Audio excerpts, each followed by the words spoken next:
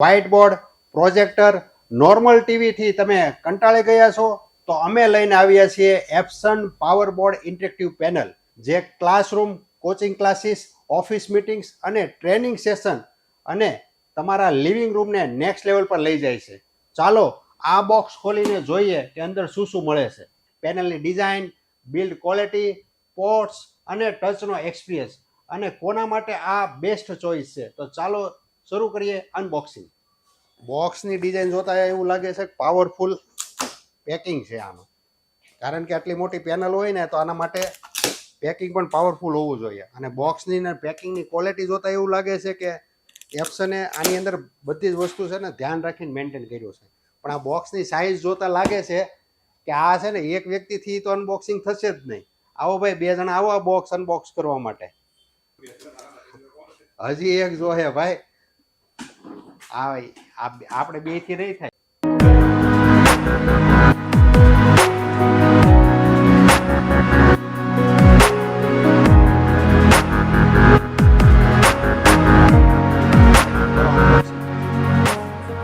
એપ્સને આ પેનલ છે ને 3 સાઇઝમાં આપેલી છે. આ જે પેનલ છે અત્યારે 75 ઇંચ છે. આમાં 65 ઇંચ પણ આવે છે અને 86 ઇંચ પણ. 65 ઇંચ જેની પેનલ છે ને, 65 ઇંચ પેનલ છે ને એ સ્પેશિયલ છે હોમ યુઝ માટે, અને બિગ ક્લાસરૂમ માટે છે 86 અને કોન્ફરન્સ રૂમ માટે છે 75. આ જે છે એની પેનલનું સ્ટેન્ડ છે કે પેનલ આની ઉપર લાગશે. Thermocol 1, thermocol 2. પેકિંગ એટલું જોરદાર કરેલું છે ને, પેકિંગની ક્વોલિટી જોઈને લાગે છે કે એપ્સને એની જે બ્રાન્ડની ઇમેજની જે વેલ્યુ જે છે અને જે નામ છે ને એ પેકિંગમાં પણ દેખાય છે. યસ,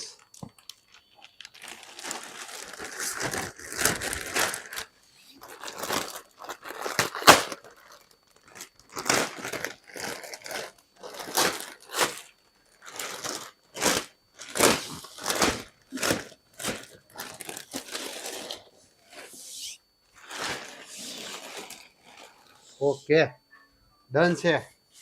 તૈયાર થઈ જાઓ એના ફર્સ્ટ લુક જોવા માટે. યસ મિત્રો, કરો ઊંચું 2 સાઈડથી.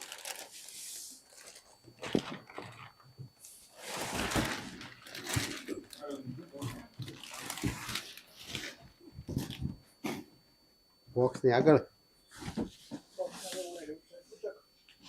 ઓકે, પેનલ તો આવી ગઈ, પણ હજી બોક્સની અંદર ઘણી બધી વસ્તુ છે. રિમોટ છે, એની પેન છે, એસેસરીઝ છે, ઘણી બધી વસ્તુ આની અંદર છે. પણ સૌથી પહેલાં તો આપણે આ પેનલને છે ને સ્ટેન્ડમાં લગાવી દઈએ અને પછી પાછું બોક્સની અંદર શું શું છે ને જોઈએ. અને ડિઝાઇનની વાત કરું તો આ ડિઝાઇન છે ને એકદમ એલિગન્ટ છે, એલિગન્ટ અને સુપર ચોઇસ. સાથે આ જે બોડી જે છે ને આખી મેટલ બોડી છે, અને પાછળથી પણ એનું ફિનિશિંગ એકદમ જોરદાર છે. અને જોતા એવું લાગે છે કે આજે મારી ઓફિસ છે ને, મતલબમાં ડિજિટલ ક્લાસરૂમમાં આખી કન્વર્ટ થઈ જશે. બોક્સમાં પેનલ તો આવી ગઈ, પણ પેનલની સાથે એક તો એનું સ્ટેન્ડ આવશે અને 2 આ રીતના જે હુક છે ને ઓલરેડી લગાવેલા છે એ સ્ટેન્ડની સાઇઝ પ્રમાણે, અને બીજા એક એક્સ્ટ્રા 2 સાથે આવેલા છે. અને સાથે જ આ બોક્સની વાત કરું તો આ બોક્સની અંદર શું શું છે જોઈએ. એક તો દિવાલ ઉપર જો લગાડવું હોય તો આખી કીટ આપેલી છે, એમાં સ્ક્રૂ છે અને દિવાલના બધા પેલા છે. સાથે એક HDMI કેબલ આપેલો છે. બીજું પીસી સાથે જોઈન્ટ કરવા માટેનો બીજો એક પણ કેબલ આપેલો છે કે જે ટચ પેનલને પીસી સાથે કનેક્ટ કરીને કામ કરી શકે. પાવર કેબલ એ તો જોઈએ જ, કારણ કે આની વગર તો ચાલુ નહીં થાય. સેમ આ કોઈ સ્ટેન્ડ હોય એના માટે લોક માટેનું છે ને આ સ્ક્રૂ છે. એટલે આ જે પેલું જે સ્ટેન્ડ છે એમાં જે LED લાગેલી છે કે આમાં લોકિંગ માટેના 2 સ્ક્રૂ આપેલા છે. અને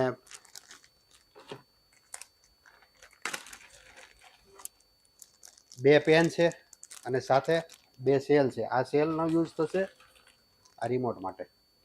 અને બીજી વાત કરીએ તો એનું એક મેન્યુઅલ પણ આપેલું છે. અને સાથે છે આ વાઈફાઈનું મોડ્યુલ. આ મોડ્યુલ અલગથી આપેલું છે. અલગથી આપવાનું મેઇન રીઝન એ છે કે ગમે ત્યારે પણ અંદરથી વાઈફાઈનો કોઈ ઇસ્યુ આવશે તો માત્ર તમારે છે ને આટલી જ વસ્તુ ચેન્જ કરવાની રહેશે.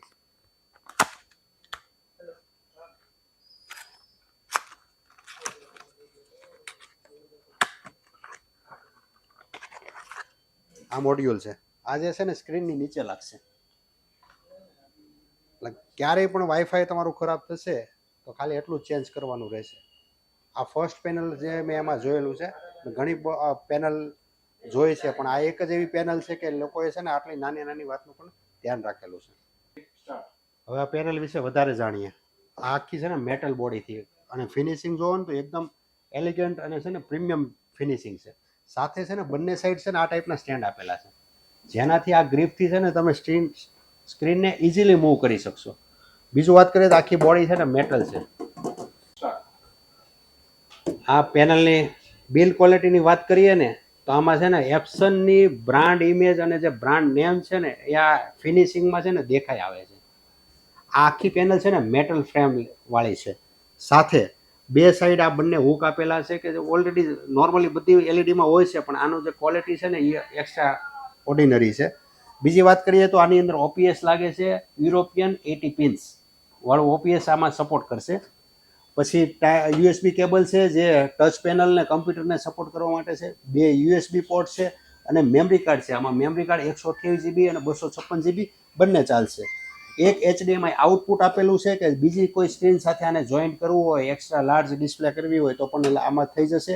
બે HDMI ઇનપુટ આપેલા છે, એક DV પોર્ટ છે, એક ટાઈપ C પોર્ટ છે અને એક VGA પોર્ટ છે. એટલે 1, 2, 3 અને 4 ઇનપુટ પોર્ટ્સ આપેલા છે કે 4 રીતે તમે છે ને આની અંદર તમે ડિસ્પ્લે લાવી શકશો. પાછળના જે પોર્ટ્સની વાત કરીને સાથે આગળ પણ પોર્ટ આપેલા છે કે તમે ઇઝીલી આ એક્સેસ કરી શકો.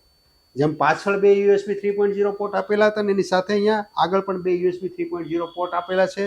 ટચ પેનલનો સેકન્ડ પોર્ટ પણ અહીંયા આપેલો છે, HDMI પણ આપેલો છે અને ટાઈપ C પણ છે. અને નીચે પણ આની નીચે પણ પેનલની નીચે પણ પોર્ટ્સ આપેલા છે. એ પોર્ટ છે લેનના બે પોર્ટ છે કે જેનાથી તમે આ પેનલ અથવા તો એક કરતાં વધારે પેનલને તમારે એક જ સાથે જોઈન્ટ કરવી હોય તો આ એનો ઉપયોગ છે. અને લેનનો પણ ઓપ્શન આની અંદર આપેલો છે. સાથે USB 2.0 પણ આની અંદર પોર્ટ્સ આવેલો છે. ટોટલ પોર્ટ્સની વાત કરું ને તો 4 USB 3.0 પોર્ટ છે, એક USB 2.0 પોર્ટ છે, બે લેનના પોર્ટ છે, 3 HDMI ઇનપુટ પોર્ટ છે, એક HDMI આઉટપુટ પોર્ટ છે, બે ટાઈપ C પોર્ટ છે અને બે ટચ પેનલના પોર્ટ છે.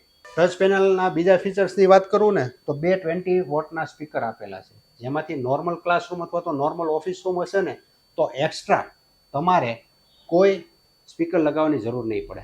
અને જનરલી ઘણી બધી સ્ક્રીનની અંદર ઇનબિલ્ટ કેમેરો હોય છે, પણ એ જે કેમેરો હોય છે એમાં તમારે એક્સ્ટ્રા એના યુઝ પેમેન્ટ અમાઉન્ટ તમારે પે કરવું પડે છે. પણ એપ્સનમાં એવી ફેસિલિટી આપેલી છે કે નોર્મલ તમે લોજીટેકનો કોઈ પણ કેમેરો આની સાથે એટેચ કરીને એ ફીચર્સનો પૂરેપૂરો ઉપયોગ આમાં કરી શકશો. આ પેનલની અંદર ઓક્ટાકોર પ્રોસેસર આપેલું છે અને માલીનું GPU પણ છે. એટલે ઓક્ટાકોર પ્રોસેસર વિથ GPU કે જેનાથી તમારી જે ડિસ્પ્લે છે એકદમ સ્મૂથ વર્ક કરશે. અને GPU છે ગ્રાફિક્સ કાર્ડ અંદર ઇનબિલ્ડ છે, જેના કારણે તમે કોઈ પણ ગ્રાફિક્સ ઇમેજ એકદમ પ્રીમિયમ લુક આવશે. ડ્યુઅલ 20 વોટના સ્પીકર આપેલા છે અને આ જે ગ્લાસ છે ટફન ગ્લાસ છે, 9H ટેમ્પરેટ ગ્લાસ કહેવાય, એન્ટી ગ્લેર ગ્લાસ છે. એન્ટી ગ્લેર છે એટલે રિફ્લેક્શન તો નહીં આવે, પણ સાથે આનું જે ટફન છે એકદમ મજબૂત આવશે. ઘણું બધું જોઈ લીધું, કન્ફિગરેશન જોયું, સિસ્ટમ જોઈ, અને બોક્સની અંદર શું શું આવે એ જોયું, પણ છેલ્લે તો હવે હાલો ચાલુ કરીને જોઈએ કે આનું રિઝલ્ટ કેવું આવે છે.